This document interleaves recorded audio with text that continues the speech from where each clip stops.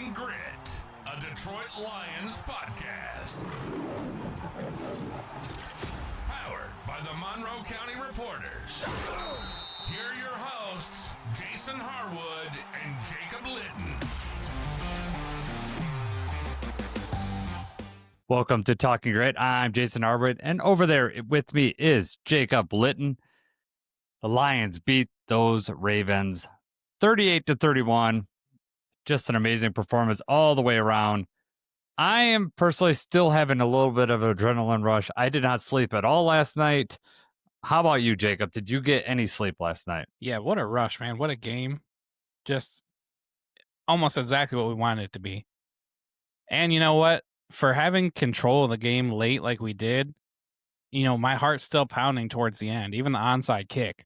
Yes. As Lions fans, right? We're also used to this not going our way. Which times have changed lately. We've been staying competitive. Things have not been happening. It's hard to completely forget and let that go away, though. So as it's happening, it's like, okay, it's not over yet. We got to hang on. Yeah, I was nervous, not in an SOL way like I would have been before. It was just like, I just want this game to be over. And they could have put it away earlier, in my opinion, by playing some things differently. We'll get into that a little later on, where we didn't even have that little bit of minute stress about, them getting the onside kick. But yeah, it was a great game.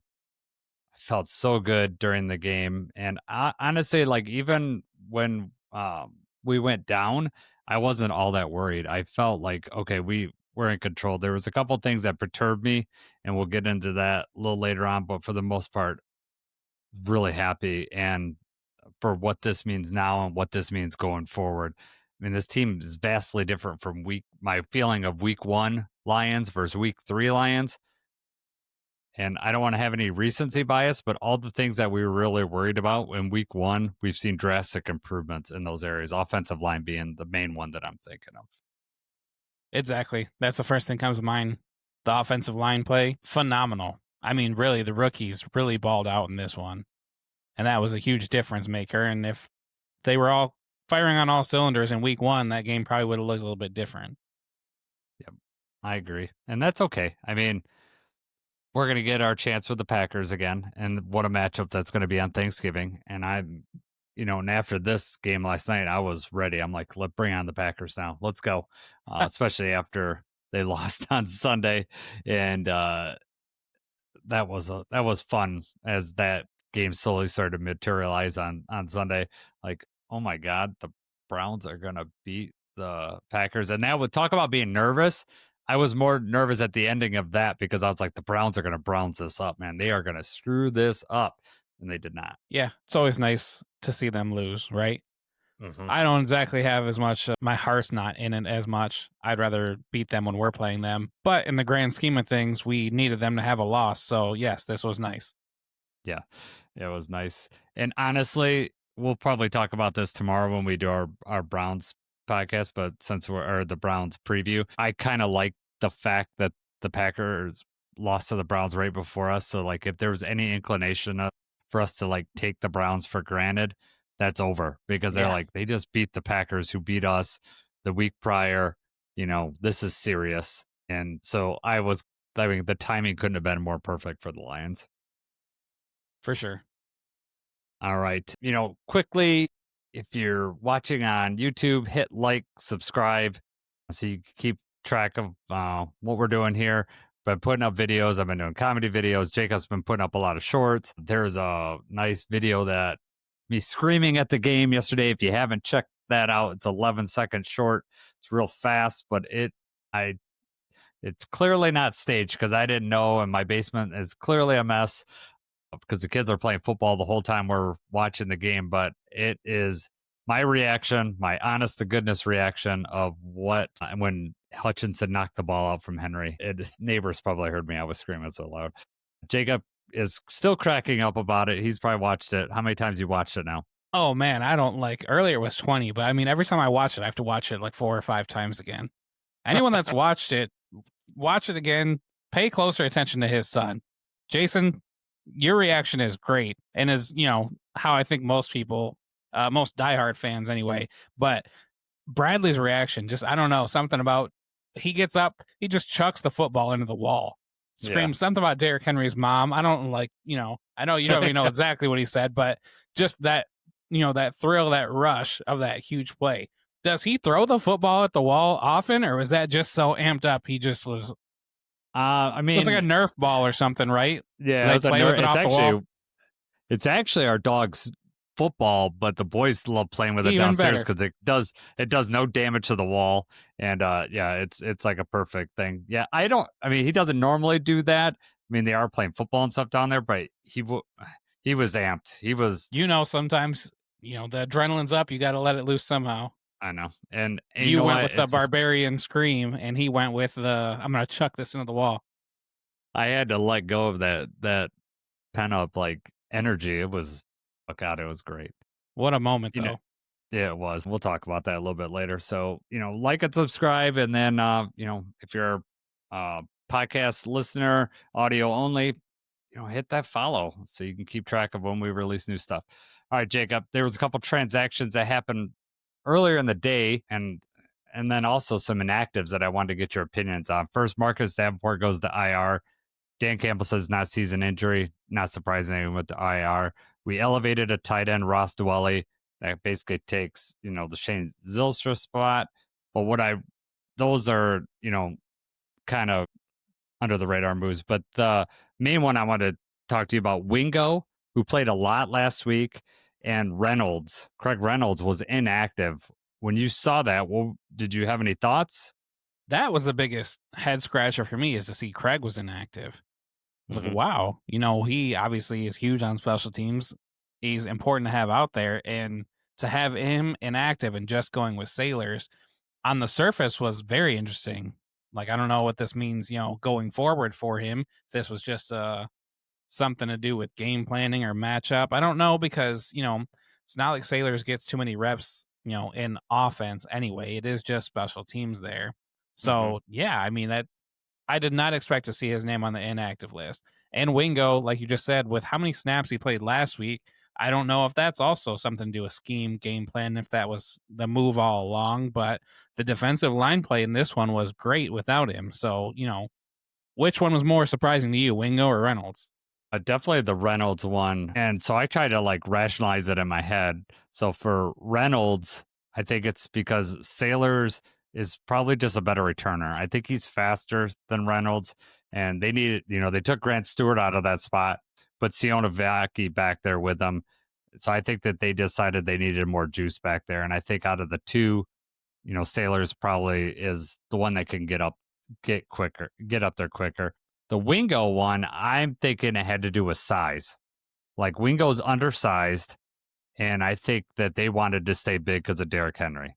That's how I rationalize it. I don't know how that is because they kept Lacey, and Lacey played like, I don't know, I think it was like around 15 snaps or something like that, and he hadn't played very much. I don't even know if they had brought him in for any actual games. Maybe it's a mop up duty in the Bears stuff. I'm not sure. But yeah, the Wingo, I was surprised when I saw those two on there, but after I thought about it, I'm like, that's how I rationalize it. Whether that's their true intentions, I don't know. No one's asked Dan Campbell about that in either one of the press conferences, so I'm not really sure, about it. But yeah, I just thought it was interesting.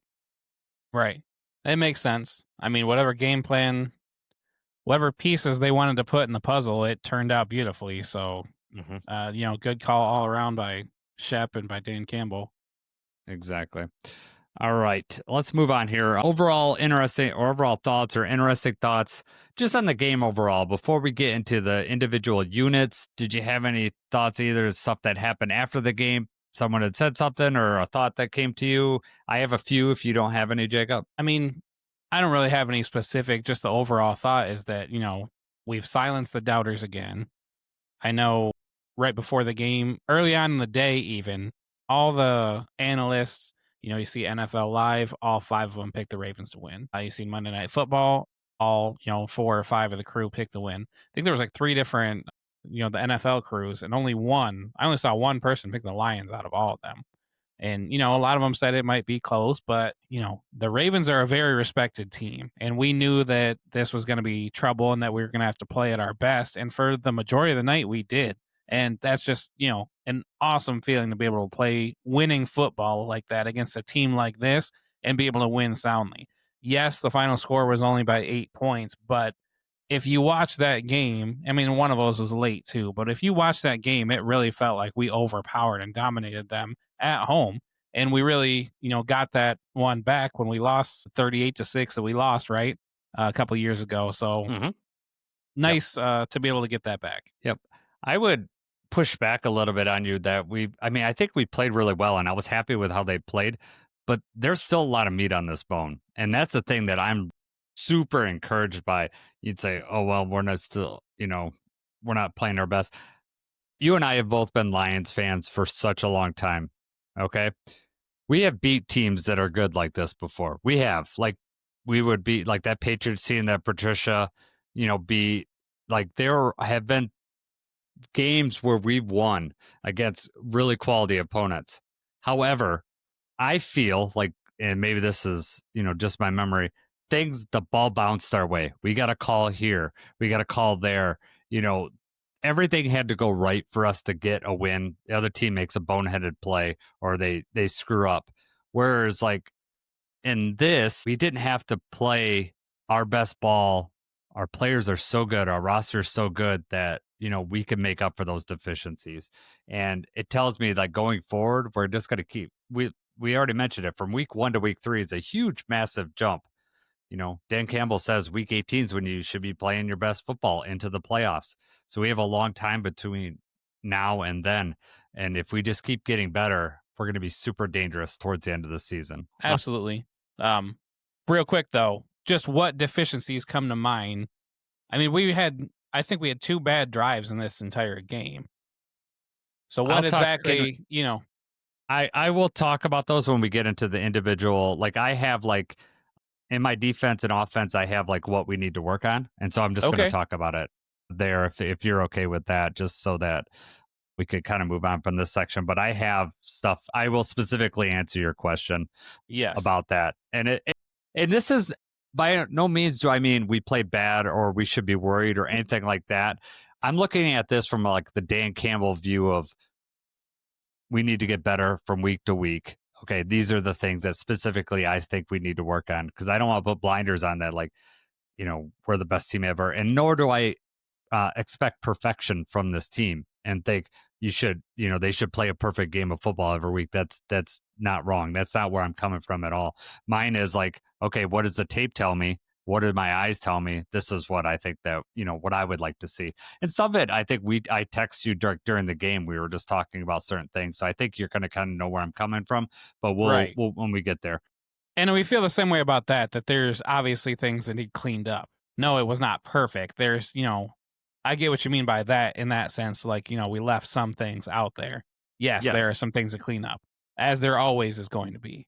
Yes, and that's where I'm coming from. I'm just saying what I like is that we didn't have to play a perfect football game to beat this team on Monday night, a team that just totally destroyed us the last time, So my first thing I just want to say is Dan Campbell's finally getting some recognition. It wasn't all the coordinators, finally we're realizing that, that maybe he had more say in the offensive room. He's moved up. He's trained these coordinators well to come up and take good spots. So I'm glad that Dan Campbell's getting some recognition. 2, the defense is on its way to being special. This is one of the best defenses I've ever seen the Lions have. And we saw it last year at the beginning of the year last year when things were healthy.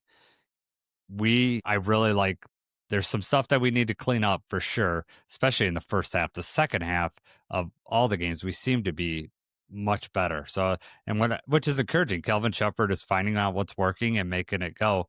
I just want him to find out earlier, so maybe we could shut some of these teams down so they're not scoring opening touchdowns drives. The questionable calls from the referees in this one, and I'm not a referee hater or whatever, but there was some really bad stuff. Like the golf backwards pass. I know that was close, but generally they give you the benefit of the doubt unless it's so obviously backwards. And I don't know. I hate when they just let a play run, and I have a feeling if Gibbs would have just let that go and not caught it, they would have just ruled that an incomplete pass. And then Or the it second would have been thing is reversed, and we would have to watch them. It's not coming to me right now, but where we had that play where it was like obviously that was the a Packers. throw. That And was the yes, Packers on where it was like Thanksgiving obviously last that was year. a throw.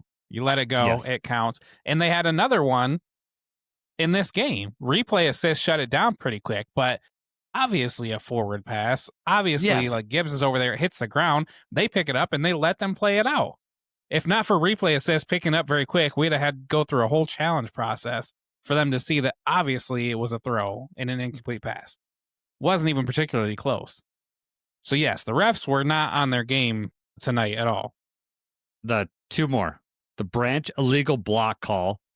Yeah, A Branch is on the ground in the fetal position, and they called an illegal block on it. It was preposterous. I don't get it. I've never seen an illegal block called on a defense, to be honest. So I've never seen that. I have seen what they're talking about where, you try to, part of it's usually linebackers, right? If that's your assignment is Yes. to blow this side up and open the lane up, they don't want you diving at somebody's knees. It's the same as a shot Yes, I block get on that. offense. I've seen that happen and seen them call it. So I get that. But you're right. He slides down on the ground. Minimal contact, really, too. Like, what kind of malicious intent do you think was behind that? I know. Yeah. The third one, and I don't even have, it's not even mine. It's actually Dan Pask, who's in chat right now. He said the Hopkins OPI, and I know that had to be yours, Jacob, because OPI is like your pet peeve. When I saw it live, I did not see it, but I watched the replay today, and I was like, oh, God, yes, he's got his full face mask and turning it. I was hot, man. I go off about that. Sure. Even if I'm here, the boys are probably sick of it, too. I say the same thing every time. It's like, they let these receivers get away with whatever they want. He's initiating. If you're going to let him hand fight, you're going to let him hand fight. Mm-hmm. But then it's just the same thing every time when you put this in slow-mo. You see the offensive receiver initiating contact, pushing off. Sometimes they'll grab one arm. They'll do whatever. And then as soon as it becomes apparent that they're not going to be able to catch the ball, that's when they flail and their arm goes up and they act like, oh, I couldn't get there because of this. Oh, my God, it makes me so mad. Yeah. So that just made me upset. And, of course, it's on Terion, so he's got the label of being handsy anyways. But DeAndre Hopkins, veteran receiver, just did it. But I don't know what else Terion's supposed to do in that situation because he clearly grabs his face mask and twists. So it was insane. All right. Before we move on, I do have one question for you. Is everyone saying this is a statement win? To you, Jacob, us beating the Baltimore Ravens, is this a statement win? In my opinion, I think for it to be a statement win, there had to be some sort of question or some sort of thing that it was like, you know what, we weren't going to be able. In my mind, this is how I thought we were going to look. This is how I thought this game was going to go. I knew it was going to be tough. I knew that we had the team. I don't think it was necessarily a statement win. It was a great win. But I think when you call it a statement win, you either, had we held the Ravens to like 10 points or something like that, I think you could call that a statement win just because that shows the defense. This was a hard-fought game. It was a good win. I don't like labeling it a statement win in any way. Where are your thoughts on this? Yeah, I don't know. Maybe it's just like words. I don't know what it was. This game was encouraging on so many levels. I will tell you that. Just like my thoughts going forward. My thought going into Ford Field on Sunday, this crowd is going to be insane, and I am so happy for that. I think it's gonna help there. The national perspective on the Lions totally changed, and they've couple that with the Packers' loss. It's kind of like, okay, maybe Week 1 was a liar, like we all know that it can be at times, and it is. So, is it a statement win? I like to think it was. From the Ravens are a tough team. We're like a mirror image of each other, of what we want to be, at least as far as like how you play the game, how you build a team. that type of stuff. Obviously, our quarterbacks are totally different. Our defense, I feel, is much better than their defense. I mean, there are differences there, but as far as like culture and like how they want to win the game and control the game, it's very similar to us. So to go into their stadium on Monday Night Football, I think that makes it more of a statement win than say it was in Ford Field. We went to their place on a Monday night. Like they're wearing their all black jerseys. The crowd's pumped up. They're 1-1 going into this game. And it's not like they played terrible. We've seen how tough the Browns are. And they beat the Packers. Buffalo's obviously very good. And they should have won that game. The same thing happened in this game that happened in that game. Derrick Henry fumbles. And I don't know if we lose if Derrick Henry doesn't fumble. Buffalo loses if Derrick Henry doesn't fumble in that first game. I think that we still, I told the boys, I'm like, even if they go down and score, we were up by 4 then, they can't stop us. They're not going to be able to stop us. We'll go right back down and score. So I wasn't overly worried about it. But when they got the fumble, then I was like, we could ice this thing. They didn't, but, we could have at that point. That's part of the missed opportunity thing. Yep. Okay. Hold on. The passing time guys are here. I wanted to say hi. I think it's Brian. I don't know if Rob's out there too, but if Brian's out there, hey, Brian. Go ahead, Jacob. I'm a huge fan of the all-white uniform versus the all-black uniform, especially with the Honolulu blue thing. My question to you, do we ever wear the blue pants and white jersey again? We seem to be stuck on, we got a match. And I don't think, and we keep winning with this combination. Right. I fully expect next week, blueberries again. And then, we'll probably do all whites against the Bengals. And then I think we have the Buccaneers. And I think Monday Night Football will do the black jerseys on that day is probably what we're going to end up doing. It'll be the all blacks, even though I want the blue pants. That's what I want, but it's probably not going to happen. You want the black jersey, blue pants? Yes, I do. Yeah. I like the way that pops, and I just want to see it. I saw it like when they showed the uniforms off. Like I got to see it live, and I really, really liked it. But they haven't, they wore just all black. But this team seems to, I think it's superstitious, and you can understand that they would just want all the same, Absolutely. That's why I asked the question. Yeah. We tried the blue pant, white jersey thing. We lost the Packers. Nope, never again. Not this year. Not going to do it. Try it again next year, maybe. Nope. All right. Special teams, I don't know how much I feel like there's so much we want to get to, so I kind of want to blow through this. I'm still a little bit discouraged about the penalties and just overall play of special teams. We're giving up a lot of yardage. For instance, Jack Fox, who I don't think had a really great night, penalties didn't help, but his average net punt was 38.3. The Ravens' average net punt was 52.3. So we're giving up 14 yards of field position on a punt. That's not good. And Jack Fox is good enough that we shouldn't be like that. And it's not all him. It's some of his coverage and some of its penalties, but we need to clean that up. Agreed. How about Grant Stewart with that hold to prevent that block from happening? Yeah. Obviously, you don't want to have to hold. But, I mean, if there was ever a time to hold, that was it. That was it. I mean, that could have totally flipped the field. That would have messed everything up. It would have. Real quick, Jake Bates, that tackle on the kick return, touchdown saving tackle. He was kind of the last resort there. Took his legs out. Yep. I was just like, please don't get hurt. Please don't get hurt. There's been so many like block kicks and stuff.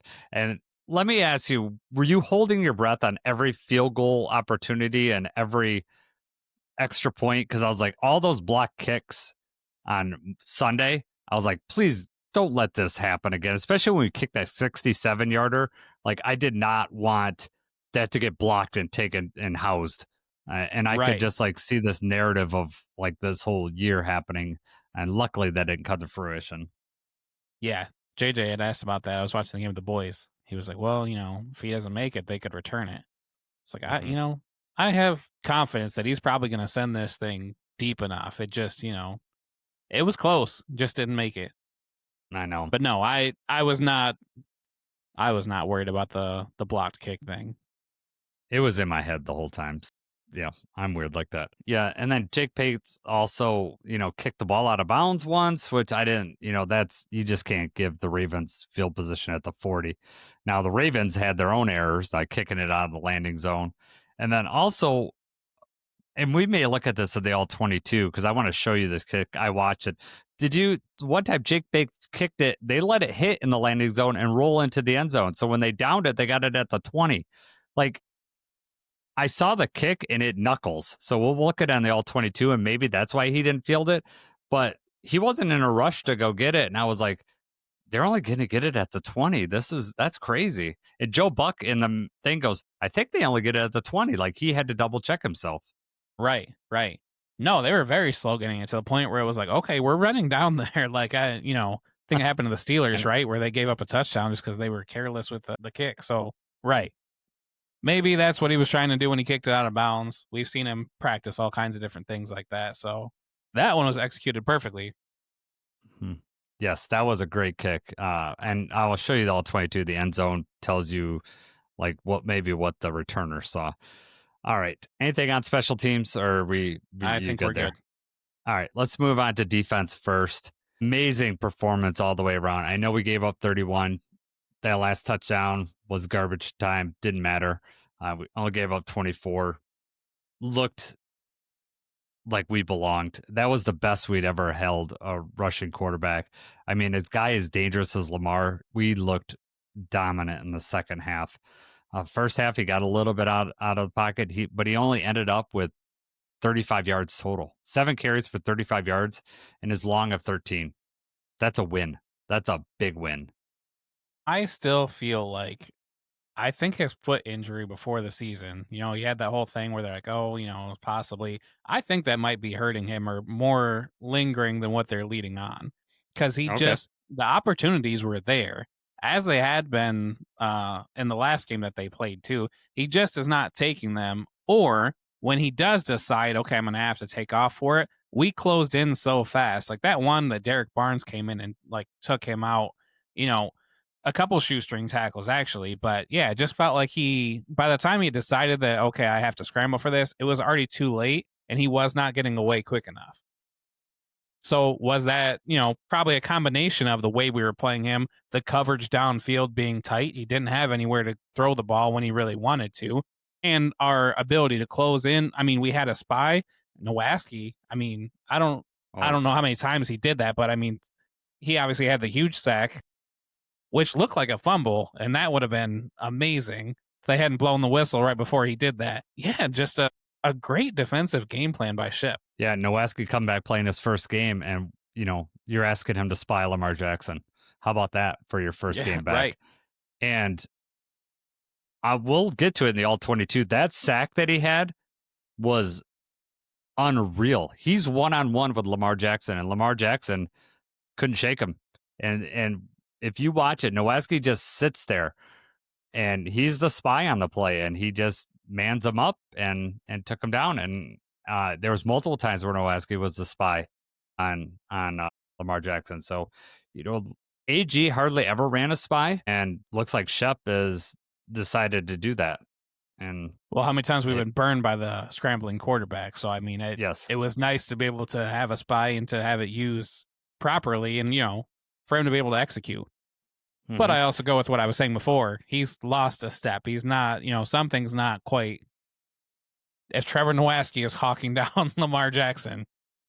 Are you giving us an asterisk there, Tarico? You've been waiting to say that.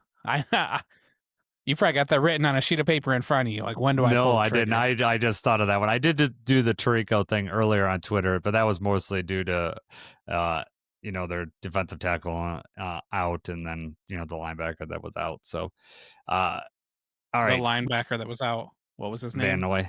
I was going to say, don't act like you forgot Van Noy. Yeah. No, I know. I just don't want to say it because he balled out after he left the Lions. All right. Defense, 318 yards. 1 turnover. We did cause 2. I know the Derrick Henry fumble, obviously we got, but the Lamar Jackson fumble on the goal line was gigantic because not only are we not taking the ball at the 2 or 1 or whatever, We got it at the 20, which we didn't do as much. We didn't do anything with, and that was disappointing. When we get to the offense, we could talk about that. But at the time when it happened, I was like, not only did we stop them on 4th down, I mean, it couldn't have been any better other than us getting the ball. Like DJ Reed almost scoops that ball. Like he is trying to push it out, and Lamar Jackson, because if he'd have pushed it ahead, can you imagine that getting a touchdown when they had a 1st and goal?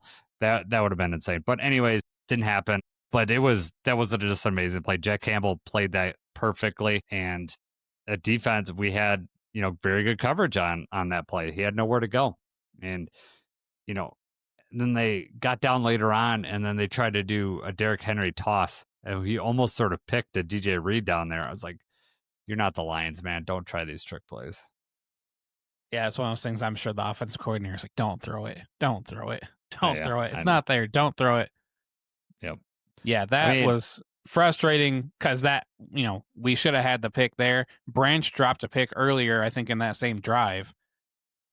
Or it may have been the drive before that, but Branch's pick was right there. I mean, a great play by him. He just was not able to come up with the ball, and he definitely should have.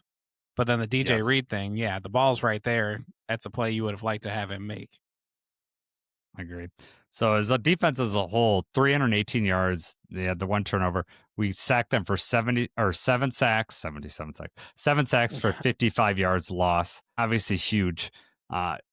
Derrick Henry, not only did he have the fumble, he was 12 rushes for 50 yards. He had a long of 28. So that means he was 11 for 22. So if you take that long touchdown run out, he averaged 2 yards a carry after that. I know the Browns did it to him the week before, but I'm ecstatic with that performance. Absolutely. I mean, when you have a great defensive line, good linebacker play, there's not any holes for you to run through. And he's not, able to break it outside very easily anyway. So, yeah, great game from the defensive tackles, DJ Reader, Tyleek Williams, Pat O'Connor. I saw him out there a lot. I know he kind of got bullied out of the way on that 28-yard run. But, I mean, overall, good play by the defensive line. Mark Andrews tore us up, which was interesting. My brother, who's actually at the game, lives in Baltimore, and they have season tickets. He is a Steelers fan. His wife is a Ravens fan. So how strange is that? But then his secondary team is the Lions. And so he texts me. My first text was, "Did you bring a box of Kleenex for your wife?" And he goes, "I don't think we're going to need it." And then we scored a touchdown real quick. He goes, maybe one tissue. But it was, he was like, "Who's covering Mark Andrews?" And I looked at it, a lot of times it was Branch. Anzalone was on him. Andrews had a good game. And I don't know if it's because we kept coverage off for the spy and we weren't able to, double Andrews at all, but he tore us up. But who didn't tear us up? Zay Flowers. He had only 3 targets in the whole game, 2 catches for 13 yards. That's awesome. Yeah, I think, we'll take Mark Andrews having some extra targets. So that means we're shutting down the faster receivers, the bigger threats. And 2 of those passes to Mark Andrews were right on the money when they had to be. That one that Branch was right on top of him was an excellent throw from Lamar. And that touchdown pass, I think it was a touchdown where Anzalone was right on him. Yes, that ball was thrown 100% accurately, exactly where it had to be, where Andrews could get it. It was just out of Anzalone's reach. I mean, the coverage, you really couldn't have played coverage any better than that. And then the second touchdown to Andrews was the garbage time touchdown, where they all out blitzed. They all out blitzed, and he was just wide open back there. All right. Jack Campbell. Now, I don't know if he was like a Detroit favorite, but after having his face all taped up, bloodied, he's throwing out vibes of Rip Hamilton's Mask to me. Like, he's got to tape his face up all the time now, right? I mean, he's got to do that. That's got to be his thing. You just want, the Jack Campbell tape. The fans will start wearing tape to the game like that. I want it. And Dan Campbell said that, as he's spitting out calls, blood's going everywhere. He's just spitting blood out, which I don't know if you really want to be advertising all that, but maybe that's normal. I don't know, but he was a monster, and he's what we needed him to be in the run game. And I got to see him tackle, Derrick Henry, which is what I wanted to see. I wanted to see, Derrick Henry, all that power, and Jack Campbell, collide, and they did. And so my life was fulfilled last night, and especially when, Derrick Henry didn't roll over Jack, so Jack took him down. Yeah, that the play on Lamar on the fourth down thing, to be able to he's running with his hands up, obviously, just to make sure he's not throwing the ball, but he's also not leaving the ground and leaving yourself susceptible for him to run around you. And then you get close that you get hands on him, and that's when you're like, I'm taking this ball too. That Yes. was just a great play by him. Mm-hmm. Yeah, that was amazing. And then, the ball squirts out and goes back 20 yards. So that was awesome. The things that we need to work on, all right? Terion Arnold's first half struggles. He seems to do whatever happens in the first half. They just keep picking on him. It's been in pretty much all 3 of the games I've seen, but then he plays much better in the second half. So we need to figure out a way to stop that. Have you noticed that? I guess maybe he settled into the scheme more or something like that. I don't know what exactly that would be. It also, it's still unfortunate. It's one of those things where they need a huge play, and it seems like, okay, well, where's Terry? Where's number 6 at? That's where we're going to go with the ball. And it's not, doesn't seem like it's necessarily matchup dependent. They had that one where, it was a really long third down, and it was just like, let's just, we're going to chuck it up deep. And they went to whoever Terion was covering. Yeah, Terion had his hips turned weird in that one. I think it's because it's their speed receiver. I can't remember who it was. Was it Bateman? I don't think it was Bateman. I think it's the other one. I can't remember. I have to look at it. But they turned his hips, and he was just out of position, and then he was just wide open. So we need to. I don't think it's unfixable, and also I think part of it is that they're shying away from DJ Reed. DJ Reed is so sticky in coverage that, if you're gonna pick on Terion, if you're gonna pick out of the 2. So, which is weird because DJ Reed's coverage grade on PFF is not great, but I don't see it. I don't understand why it is. And my second thing that we need to work on, can we please, for God's sakes, hold on to an interception? Please, just hold on. Alex Anzalone in the first one and the Packers game, and then Brian Branch in this one. Awesome read by Branch. Amazing read by Branch. And then he doesn't come home with the football. God, I was so disappointed when he dropped that. It was so deflating, but we need to hold on to these interceptions. That's the crazy part, is what a crazy good play it had to be for him to even have a chance. Like, the read, the beat he took on the ball, he got there right, awesome play. You're right, you got to finish. I'm sure he'll remember that one for a long time, because that would have been a game changer, and that was an easy one. Once you're there, you've already, you played everything else perfectly to execute. All you got to do is just catch the football. So yes, that's very disappointing. Real quick though, I mean, you moved on, but like the Terion thing. Yeah. Are you concerned? I know a lot of the fan base is already kind of calling the draft class, I don't know if you want to say a bust, completely up and down, but people are not happy. Rakestraw, Manu, Terion Arnold is not playing like a round 1 cornerback that you would expect. Mm-hmm. I am okay with Terion, but I do know that he has not been perfect, and he's not playing as cleanly as we would have liked to see so far, in year 2. He's still making a lot of the same mistakes. Things that we thought were corrected during training camp that just seem to keep coming back. Where is your head at? Do you think this is about as good as it's going to get? Do you think he's going to take another leap as the season goes on? I think he's already taken. He's playing. I know the DeAndre Hopkins play is out, but as far as, he's playing the ball better. He's doing things better. There's just some other stuff that he needs to clean up as far as like just sticking with his man. And honestly, some of that seems worse than last year, as far as like guys running a little bit more open than I saw. So that does concern me a little bit. It's his second year. I'm not writing the guy off. The guy works hard. I mean, he's got the right makeup. He can make improvements. Some of it's also, we play so much man too, that, is that putting a lot on his plate? I don't know. But in the second half, he's playing. I mean, they're not picking on him as much. I mean, the coverage I saw, the All-22, it's sticky. So I don't know what's happening. If he's just like getting a better read on the receivers and like, getting used to their, getting used to their movements, and so therefore he can read them better. I don't know. Maybe he needs to do a little more tape study. I don't know if that's it, but I am not overly worried about it. Yeah, I mean, I like him as a corner. I think the thing that most fans are pointing to is the whole round one thing. And it's also just the fact that most cornerbacks that are going to be elite have already shown those flashes and have already had elite Mhm. play at this point in their career. And that's where it's kind of like, will he take that next step? Is he ever going to take the next step? Or is he just going to be, he is what he is. He's a pretty good cover corner. He's good in these situations. He's a pretty good number two for us. He's not going to be shadowing number one receivers, locking them down week in and week out. Mhm. Hard to say at this point. It is hard to say, and I would prefer him to be up there. And then also when you compare him to Philadelphia Eagles, like Cooper DeJean and Quinion Mitchell, you're like, okay, those guys in the same draft class that were drafted. Quinion Mitchell was like one pick before Terion, and then Cooper was obviously after. You know, that guy's kind of disappointing. Plus, you get, it's the whole Eagles angle. They draft all the players that, they take chances on all these players, and they seem to draft well each year.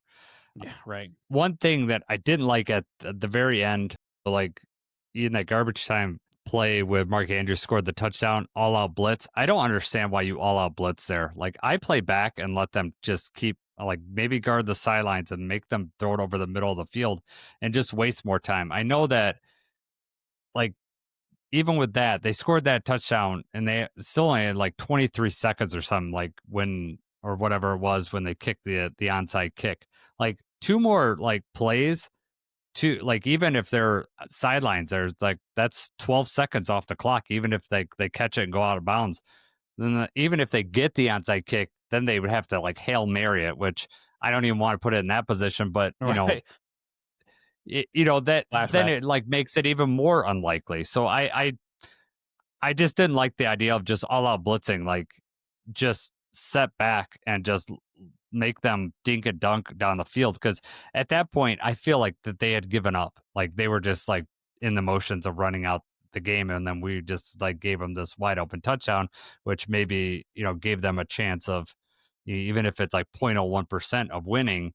I still I didn't, why even give them that chance? That's what Right. I didn't like that. So you're saying there's a chance. Yeah, Just let exactly. him Jim breathe Carrey. more life into him just for a minute, Yeah. You're 100% right. And I don't know. I mean, they were shotgun wide, right? It wasn't like just a normal play under center. There, it just didn't seem like the right call to send everybody in that play. And then it clearly wasn't when we just completely forgot about Andrews. That's Mhm. another good one to look in all 22. In the grand scheme of things, no, it doesn't matter. But I mean, you still want to see what we saw on defense or what Shep was trying to do there. Because you're right. Yeah. I mean, potentially you stop him one more time, 10 more seconds run off the clock, maybe. We don't need to end it with a sack. I mean, that's the thing. We didn't need to end it with a sack there. We just needed to, like, the clock was our friend at that point. Like, use the clock to our advantage. Like, who cares what Lamar can run all he wants. The more he runs, the more time that's coming off the clock. I don't care. Like, let him Right. dance around. Just play the shell and keep everything in front of you. I that's why I didn't like there. All right, unless you got something else, let's move on to offense.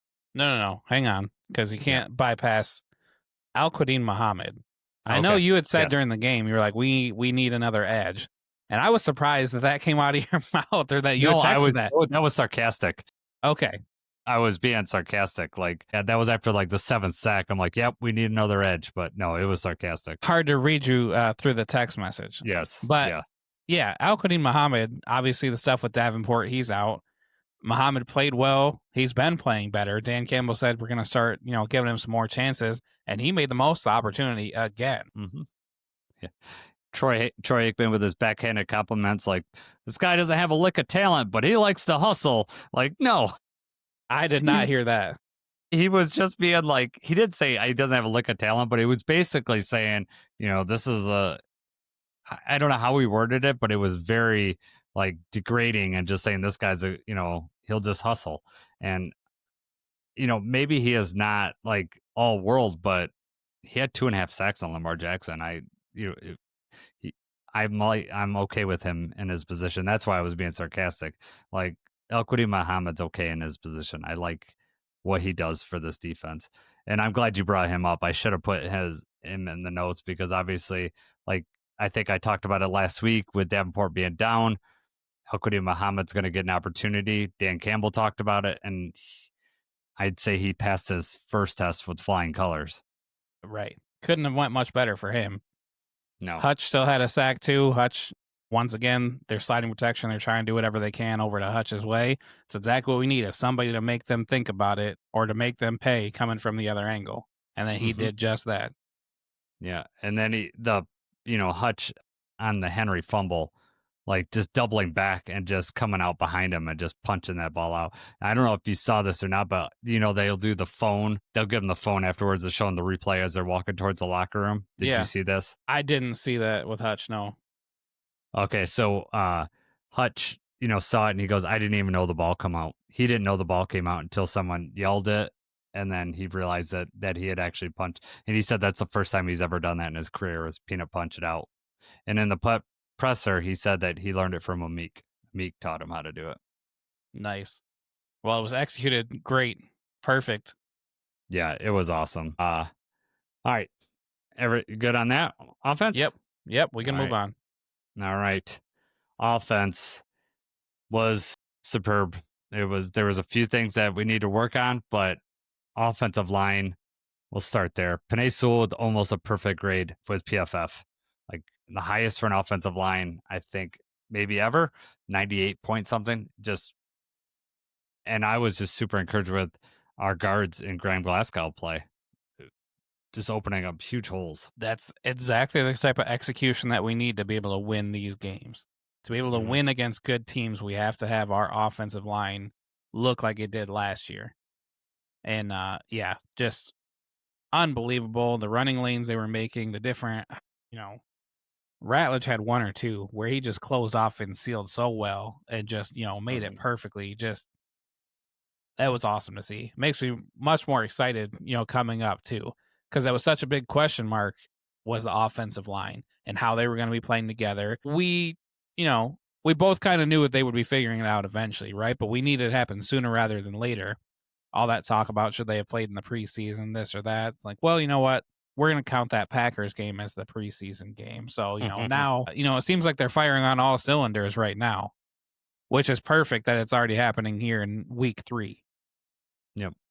And, so like week 2 was at home. And so we expected them to play better, especially from a communication standpoint, because, they got the home field advantage.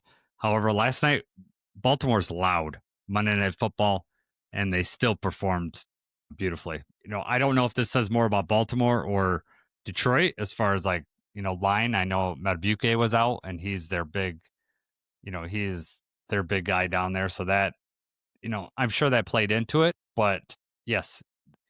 And having Montgomery being so patient back there, running behind those guys was a thing of beauty. He doesn't rush up to the line. He lets the blocks develop. They were developing them. So, I mean, the lanes were just awesome. Like on the replays, you just see these like lanes and you see Dave Montgomery with his hand out, just putting it on the hip of the offensive lineman, to let him know he's there to hold on to the block. And I'm going to, go right over here. It was awesome. I mean, yeah. Shouts out to Demo, man. He said before, he's like, I feel like, they kind of forgot about me. Well, welcome back. Yes. 100%. 12 carries, 151 yards. He had the 72-yard run. Insane. Did you think so? His second touchdown, do you think he should have slid down? What, at the end of the game there? Yeah, because Goff, they were showing the replay. Goff was trying to tell him, go down, go down. Well, he wasn't trying to tell him, obviously. Yeah. Demo's way in front of him, but he's signaling like, oh, he's supposed to go down, go down. And then Demo goes off and scores. Yeah, if it was up to me, I would have went to the 1 and kneeled it. And then I would have, because we were up by 7 at that point, I would have made them burn. I think I have to get the timing on that, but I know it was past the 2-minute warning. So it was right after the 2-minute warning. So we had that 4th down play right after the 2-minute warning. And then they had all 3 timeouts left still. Yep. And then Demo runs for but 31 yard. That would have been a first down. They would have had to use it before the first down, because they would have to use it before the first down, or we'd have ran 40 seconds off. That would have been down to a minute. And then, because I thought, well, then we could kick it. But then I started thinking in my head, I'm like, all those block kicks, I don't want to, mess with that.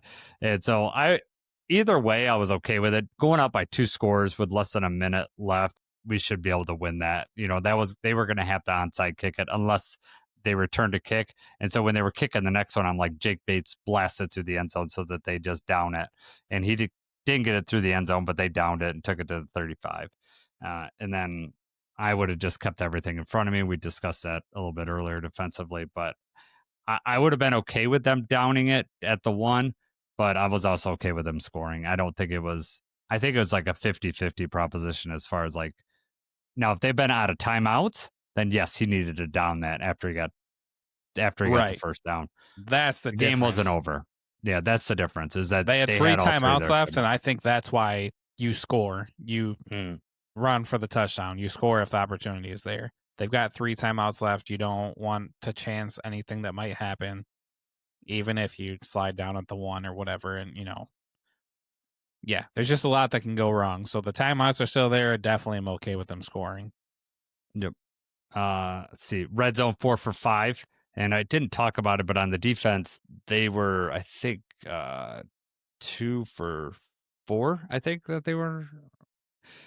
We were, we talked about, we had to win the red zone battle. I think the only one that the red zone that we didn't score a touchdown on was when Mahogany got that face mask penalty, if I'm correct. And that was another point where I probably screamed the loudest, was after Demo got that first down. And I was like, we own this team. I just felt like we were pounding it down their throat. And then they called it through the flag. And then I was like, oh God, they pulled me back in. I was like, I thought we had we're about ready to ice that thing. There's quite a few times in this game that our offense could have really ended it or put the dagger in earlier, and we just couldn't quite do it. And we'll talk about that at the end. I do want to talk about drives of 96 and 98 yards. I've never seen anything like that. In fact, the last time it was done in the NFL was in 2014. I guess the Steelers did it, where they had 2 drives of that length.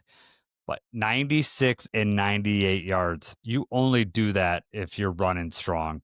Like for me, they dominated. That 98-yard drive was like almost an 11-minute drive. The longest drive in Lions history that they've recorded. They didn't keep in 93. I don't think they kept drive statistics past 93. So it's the longest one since they kept that statistic. 18 plays. And it was just a good mix, right? We were kind of doing a little bit of everything. Everything was working. Everything was called perfectly. It was great just watching it and seeing like, okay, we're moving the ball with ease. It seemed like almost every single play, went our way, culminating with, it would have been nice if Jahmyr Gibbs had scored. The long drive was when Gibbs had that Texas route out of the backfield again that we like to do. Yes. And then they ended up, it was a great throw, but the safety came down and got him right at the 1.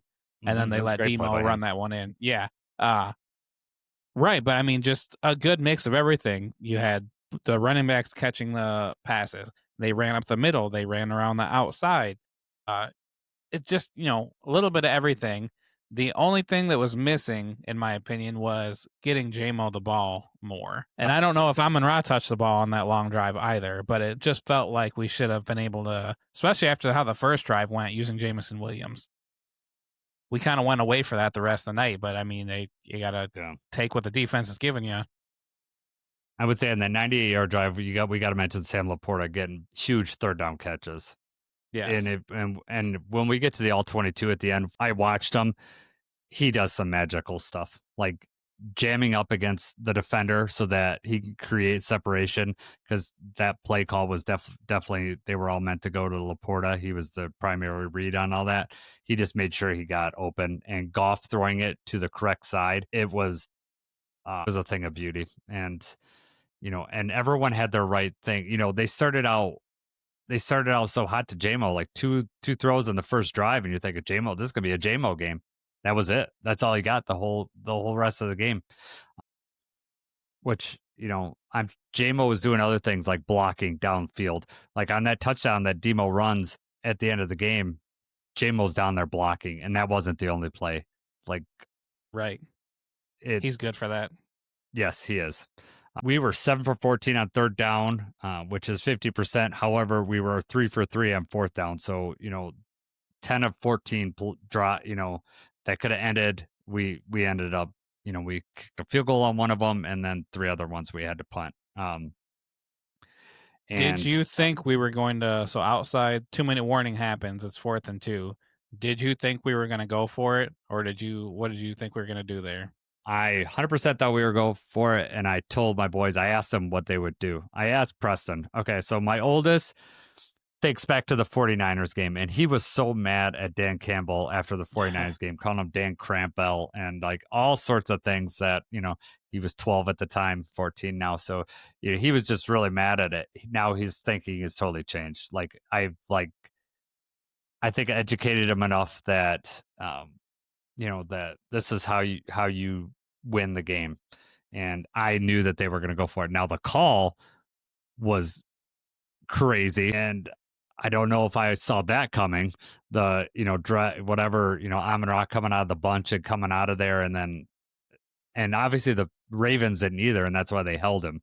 But first of all, what did you think of the call? And second of all, what was your first thought when they said there was a flag, especially where the flag was?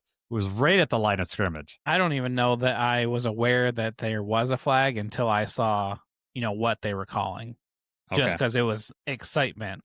But so after they go to the commercial 2-minute warning, 100% in my mind, I'm like, we're going for it here.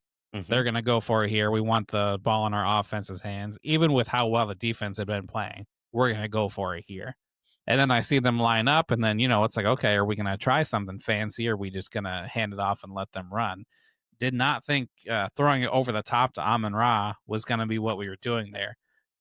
A perfect ball from Goff, especially more so when you see that, Amon-Ra gets yanked and held on before he can even really break out.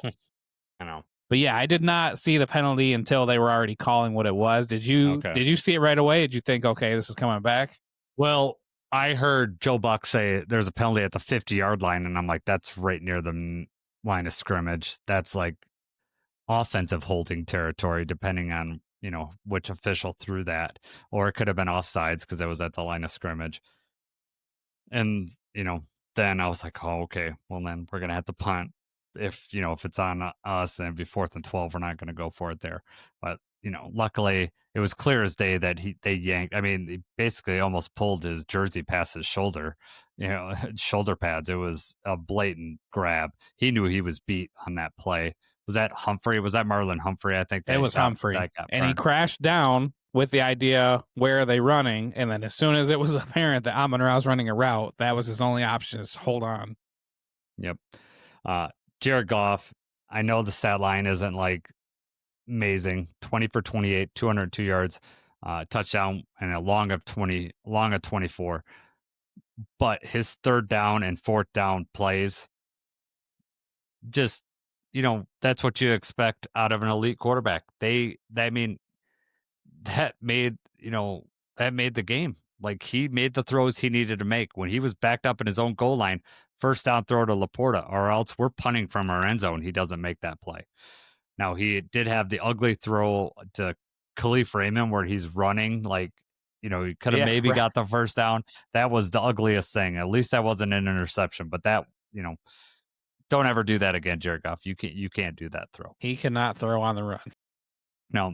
Now, the first trick play I want to talk about is the pitch out to Amon-Ra for the touchdown, or from Amon-Ra to Gibbs for the touchdown.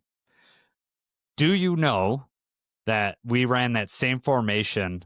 When Goff, like, QB sneaked it earlier in the game, got the 2 yards? Okay. It was out of that same. Earlier in the game. We're going to look at it in the All-22. It's the same exact formation that we ran at that point. And if you watch the All-22, Gibbs is cutting out. Goff checks at the line because the A gap's wide open. And I think he just decided, I'm going to get the first down. This will be automatic. So whether they had that play called there and they checked out of it and then used it later on, or they were setting it up the whole time, I don't know for sure. But that's the same formation that was run there. And it's also funny because we talked about last week, do we want Amon-Ra running the football? Right. And I right. said, we may be setting things up for later on. And I didn't know that it was going to be 1 week later on, but there it is. Good call. No, I did not catch it. That was the same formation. Did you catch that live or when you were looking at I did your not film? catch that live. I think it was the Chris Long podcast that I listened to today, but then I watched it on the All 22, and indeed it is. It was. They did bring it up in the presser, so I don't know if I heard it first in the presser or if I heard it in Chris Long's podcast. But one of the two, I think they both mentioned it, and I don't know where I heard it first, and then I saw that. I actually went back and saw it, but I thought that was really interesting. Great play, and it was just a simple. I mean, you hand it off to Amon-Ra. That's just enough time for the linebacker to crash in. He's not expecting the pitch, and that's all Jahmyr Gibbs needs is just one more extra little step there, and then it's too late. You know who the linebacker was or who the edge was? I saw him chasing him, but I didn't see who it was. No, It's Mike Green. It's a rookie. And so okay, they say it was perfect. You had this inexperienced guy, you know he's gonna crash. He's gonna see Amon-Ra get it, and then once he crashed, it was over. No one's catching Jahmyr to that corner. Right. It was good night. Not only did Laporta catch, he had an awesome block. He had awesome blocks all night, but the one David Montgomery catch was a 5-yard pass over the middle. David Montgomery could have knifed up, decided to cut around, and if you look, Sam Laporta blocks two guys. He blocks Marlon Humphrey in to Roquan Smith and takes two guys out, and Demo gets from a 5-yard catch to a 13-yard first down. It was an awesome play. We're going to look at it in the all 22. I Two had of their to watch best it a bunch of defenders. times. Yes, exactly. Just took them out. Amon-Ra, Montgomery, and Gibbs all scored a touchdown in the same game. This is our form of the triplets. Montgomery and Gibbs scored a touchdown in the same game, broke an NFL record for most touchdowns by a running back duo in the same game, which is crazy because they've only been, everyone else had been teammates for like multiple years, and it's from like early Super Bowl era. This is like now where, there's a lot of running back tandems, but these guys, truly are 1A and 1B and dominating. Yes, absolutely. I saw a graphic too that was like Amon-Ra, Gibbs, Montgomery, those three scoring touchdown also. Maybe not an NFL record, but it's up there. It was like, that's happened for the 10th time or something like that for those three. Yeah, I didn't have time to look that up, but I remember seeing that graphic. Let's see what else. Oh, the other trick play was, they did to Montgomery back to Goff, and then Goff. Was that to Amon-Ra? Was that one to Amon-Ra? I think they threw it to Amon-Ra. I cannot remember if that was Amon-Ra. I'm pretty sure. So the trick plays are still here, people.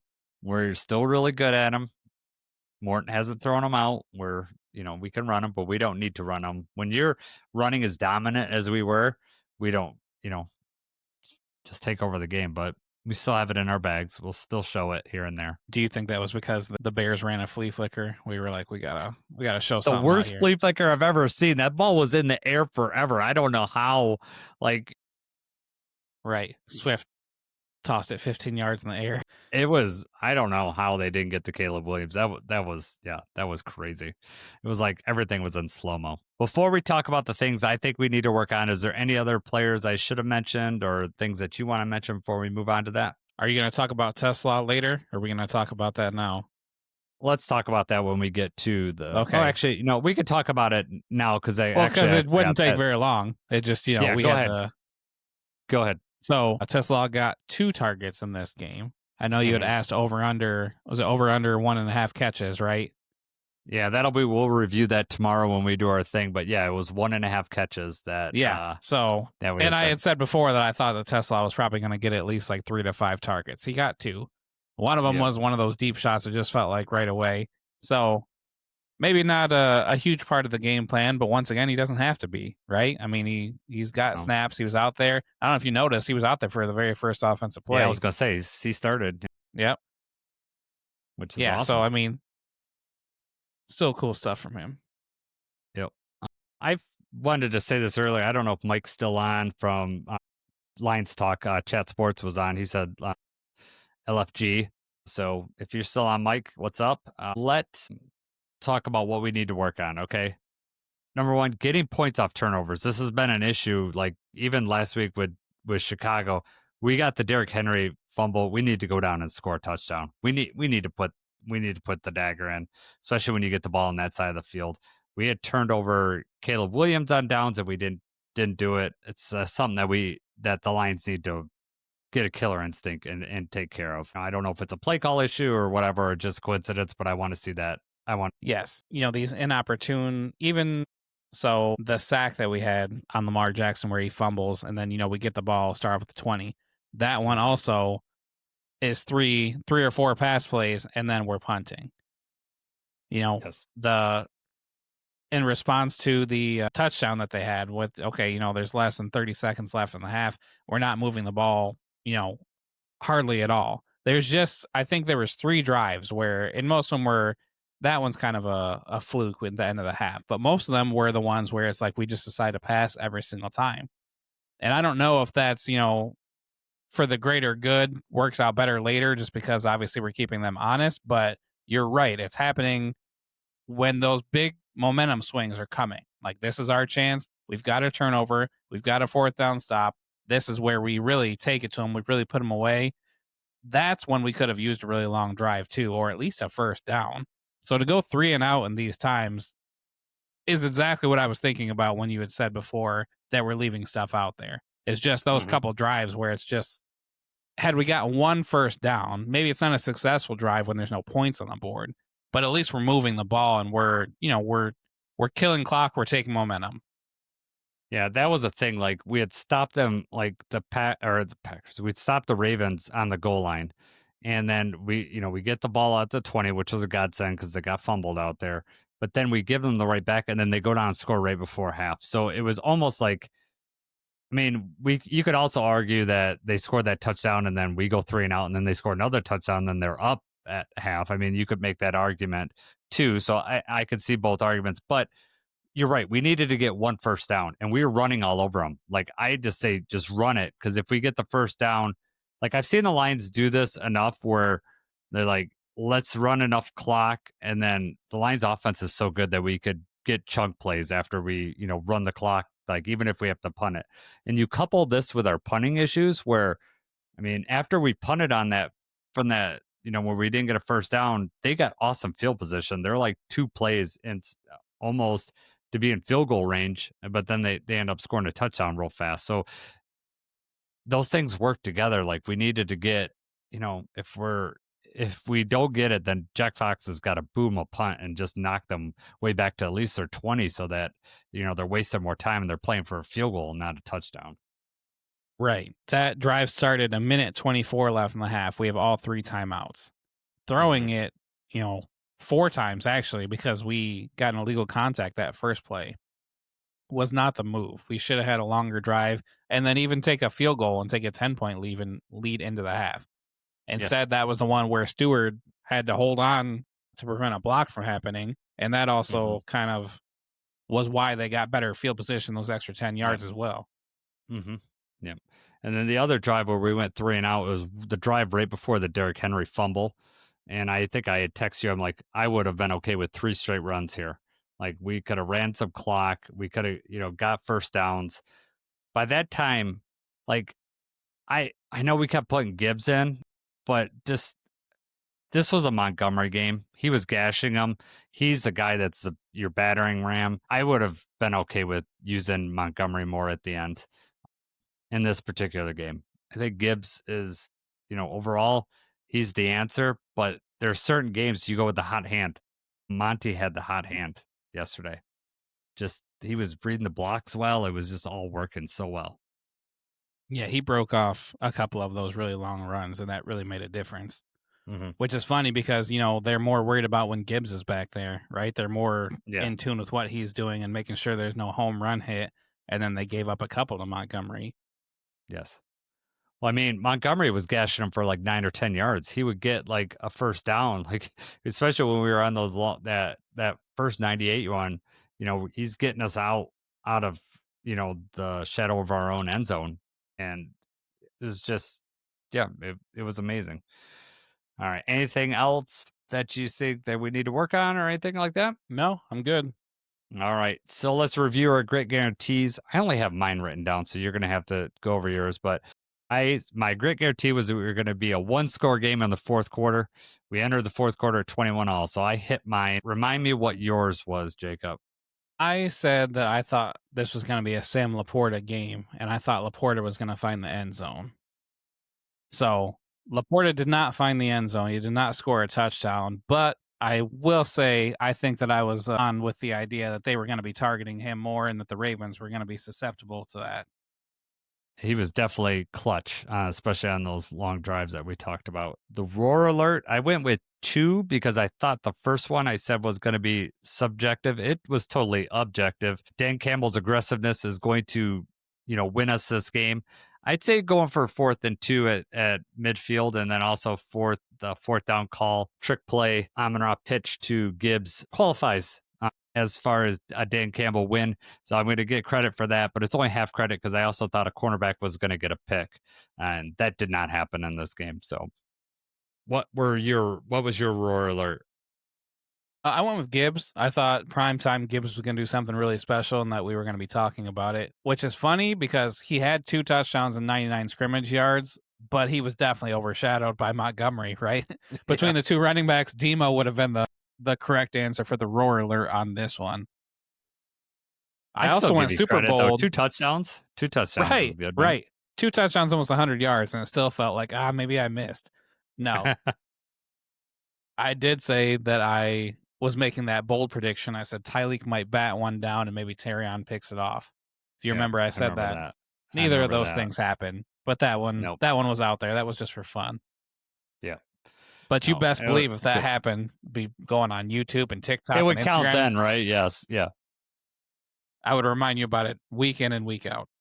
For sure. All right. We went on for an hour and 17 minutes. It feels like last night I could have probably went on for another hour and 17. I was so amped up. We're going to do the all 22 next, but for right now, we're going to wrap up the audio portion of the podcast. Is there any parting words that you have, Jacob? No, man. Good team win. We're on to Cleveland. All right. I am going to say one thing, and it feels extra special today because of what a great win that was yesterday. But I'm going to say a good hearty go Lions.